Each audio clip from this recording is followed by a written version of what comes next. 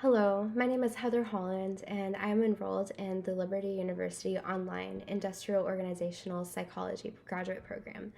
I wanted to start off by saying it is a privilege to be able to present to you today, and I really appreciate this opportunity. I will today be discussing 5 topics relating to productive and counterproductive behaviors in an organizational setting. So, first, I would like to speak on the historical events that impacted research relating to industrial organizational psychology. For example, the tragedy that occurred on September 11, 2001, in our textbook in Cheng and Britt 2004, they state that this is known as the most significant terrorist attack in the United States and one of the most significant around the world. The attack it targeted the Pentagon and the World Trade Center, and it left Americans feeling vulnerable for years. Because 9/11 was so significant and complex, the authors of our textbook, they argue that it's hard to determine the implications of this event in an industrial organizational setting.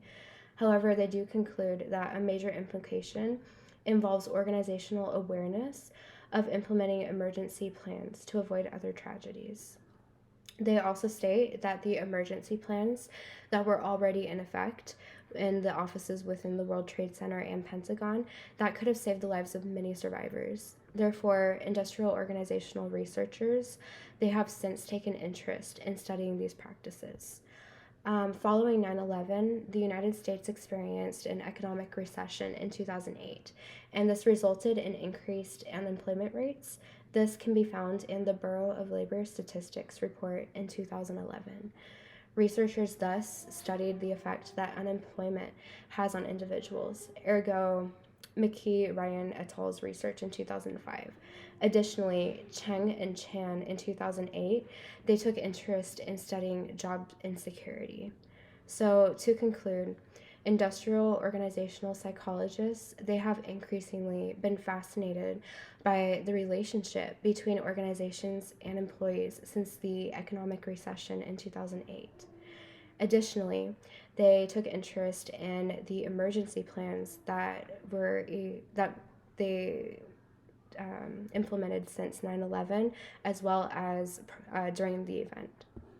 So next, I would like to discuss the process of organizational socialization in my industrial organizational psychologies program at Liberty University Online. So this program is amazing in the recruitment process, especially. I had finished my bachelor's of science in psychology at Liberty University Online, and they just made this transition so straightforward for me.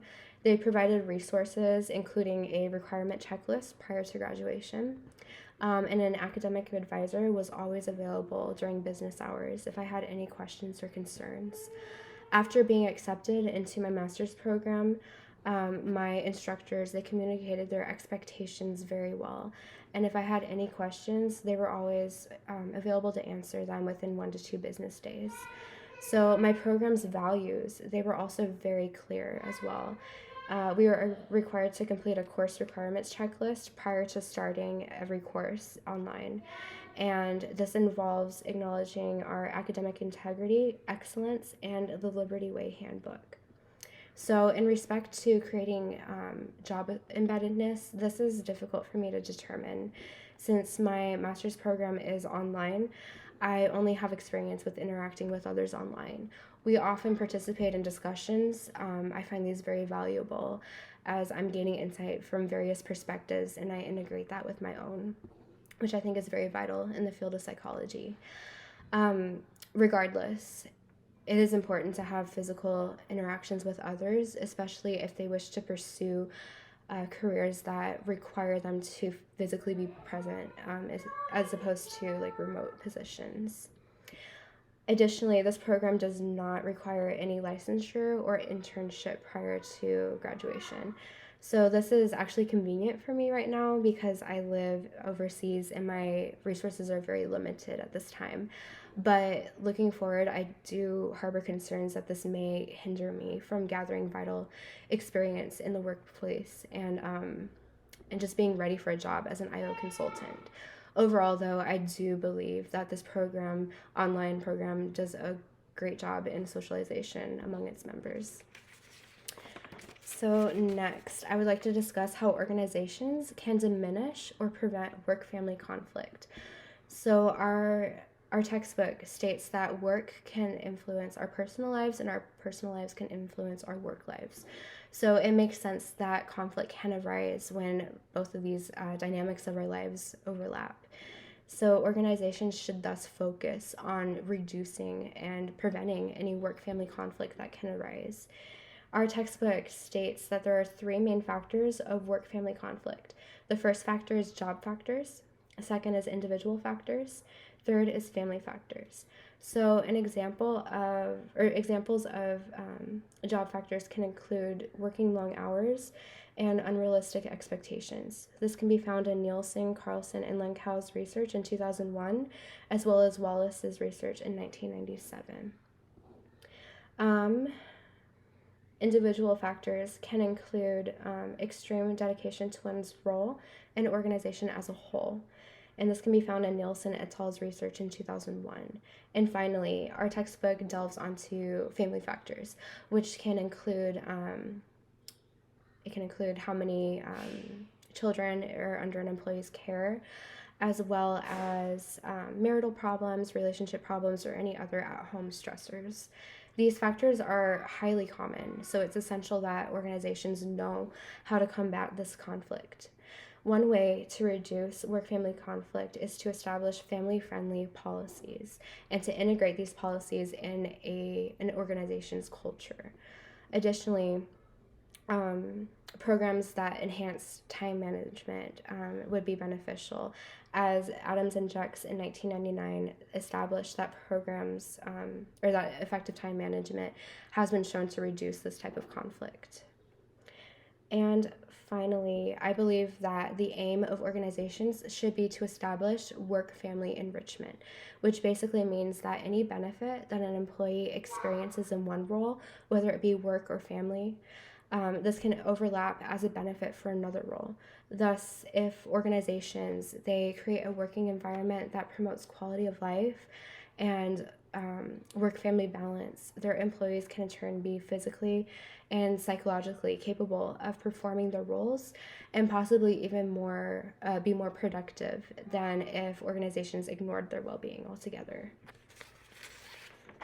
So next, I would like to talk on how industrial organizational psychologists assess employee development. So according to our textbook, it's essential for organizations to accurately measure the job performance of their employees in order to establish how they will be in job performance overall, and if they need any help along the way, like resources to help them improve.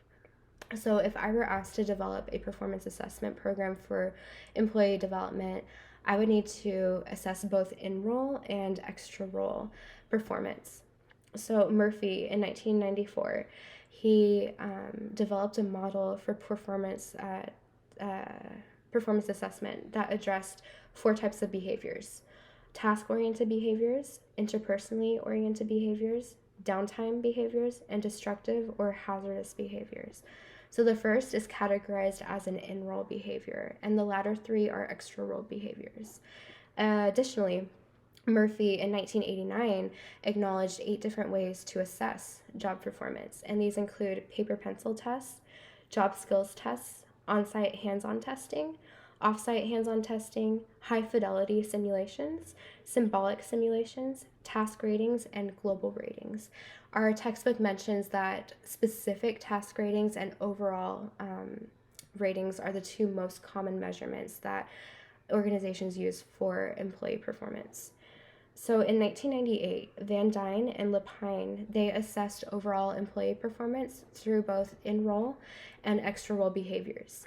They had employees, as well as their coworkers and supervisors, complete a survey relating to this particular employee's performance. So for in-role performance, they answered questions relating to whether an employee achieved requirements relating to his or her role.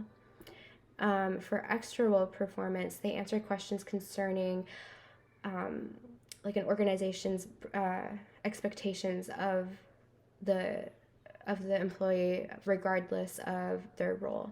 So if it wasn't expected in their job description. For example, they could ask if the employee participated in helping others achieve their tasks to make things run more smoothly and allow the organization to ultimately succeed. So this type of measurement of assessment is what I would use in my program because I think it's very beneficial. It doesn't rely solely on self-reports, but also integrates the responses of coworkers as well as supervisors to gain a more accurate representation and report. Following the assessment, my program would also implement trainings and workshops as needed for progress and individualized meetings to discuss the progress of the employee and make any changes if needed. So finally, I would like to discuss organizational constraints that could potentially lead to counterproductive work behavior. Our textbook notes that counterproductive work behavior, it requires one to have the intent to either directly or indirectly harm an organization or those within that organization. So according to Spector and Fox in 2005, employees who do not feel in control of their work lives, they may be more susceptible to partaking in counterproductive work behavior. Therefore, restrictive organizational environments that don't allow for creativity can result in increased counterproductive work behavior. Additionally,